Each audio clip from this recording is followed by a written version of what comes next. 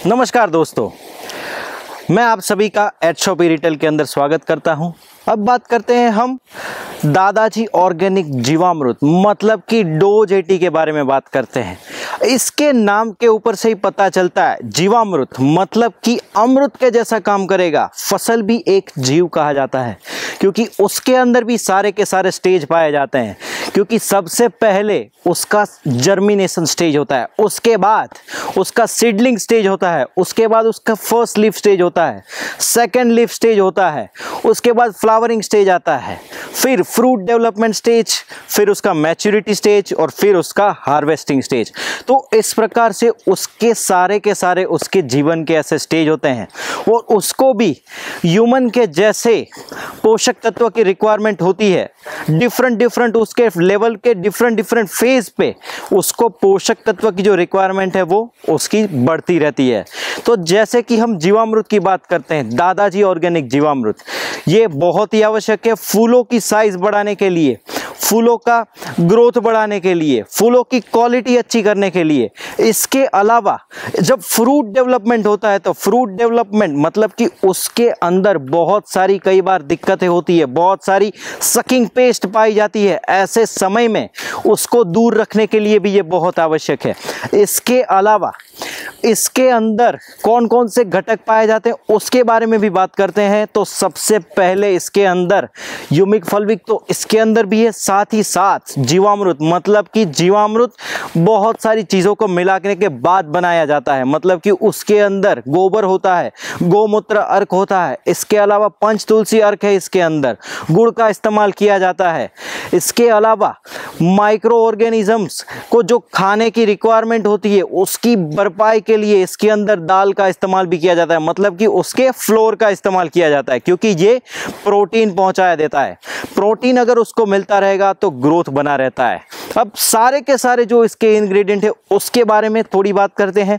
तो सबसे पहले इसके अंदर गोबर डाला गया है। तो गोबर बहुत ही न्यूट्रिटिव होता है। आप सभी को पता है कि जब पहले ये सारे के सारी खाद अवेलेबल नहीं थी, ऐसे समय में गाय के गोबर का इस्तेमाल किया जाता है, उसको जमीन के अंदर डाला जाता था, उसके बाद सारे के सारी पोषक तत्व की जो है भरपाई हो जाती थी।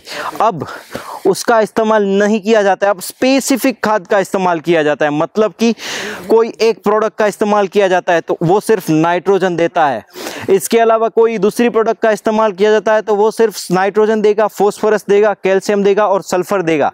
तो हर बार ऐसे बाकी के जो दूसरे पोषक तत्व हैं उसकी कमी पाई जाती थी। तो ऐसे समय में उसकी भरपाई ये गोबर करता था, पर अब उसकी एप्लीकेशन नहीं की जाने की वजह से जमीन खराब होती जाती है। अब गोमूत्र अर्क की बात करते हैं तो इसके अंदर उसका इस्तेमाल भी किया गया है। जो गोमूत्र अर्क का काम है वो सकिंग पेस्ट को दूर रखना है। सकिंग पेस्ट मतलब कि चूसने वाले कीड़े, इसके ऊपर बहुत सारे साइंटिफिक एक्सपेरिमेंट किए जाने के बाद इसका इस्तेमाल किया जा रहा है। अब इसके अलावा इसके अंदर डाला गया है पंच तुलसी अर्क जो कि रोग प्रतिकारक क्षमता बढ़ाता है। जैसे ह्यूमन के अंदर रोग प्रतिकारक क्षमता बढ़ाने के लिए एलर्जिक सिम्टम्स जब भी पाए जाते हैं तो उसको दूर रखने के लिए तुलसी का इस्तेमाल किया जाता है। सेम यही चीज़ फसल के अंदर भी की गई है। तो इससे क्या होगा कि उसकी रोग प्रतिकारक क्षमता बढ़ जाएगी।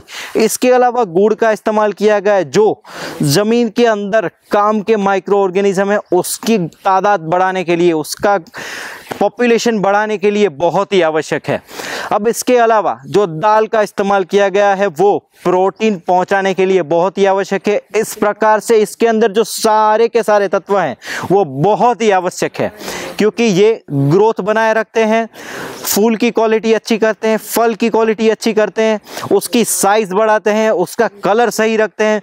तो ये सभी की सभी चीज़ें किसानों के लिए बहुत ही आवश्यक होती है क्योंकि ये सभी चीज़ें अगर सही रहती है तो किसानों को दाम सही मिलते हैं। और हमारा मिशन जो है विश्व मुक्त खेती समृद्ध किसान मतलब कि किसानों की समृद्धि होनी चाहिए और साथ में ऑर्गेनिक प्रोडक्ट का इस्तेमाल करने से उसकी फसल भी सही होती है। तो इसलिए ये बहुत ही आवश्यक है कि इसी प्रकार से इसका इस्तेमाल किया जाए। अब इसके अलावा अब बात करते हैं कि इसका एप्लीकेशन कैसे किया जाए।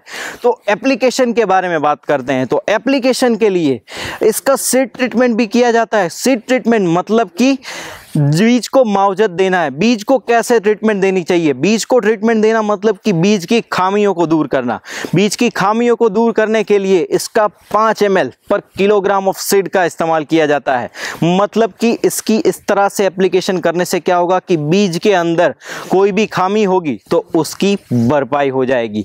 अब इसके अलावा इसका फोलियर एप्लीकेशन दिया जाए।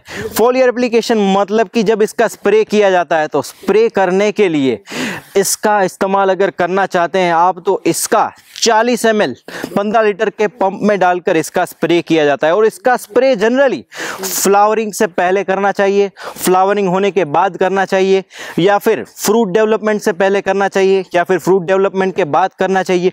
क्योंकि ये सारे के सारे स्टेज ऐसे होते हैं कि ऐसे समय में पोषक तत्व की खामियां हो सकती है।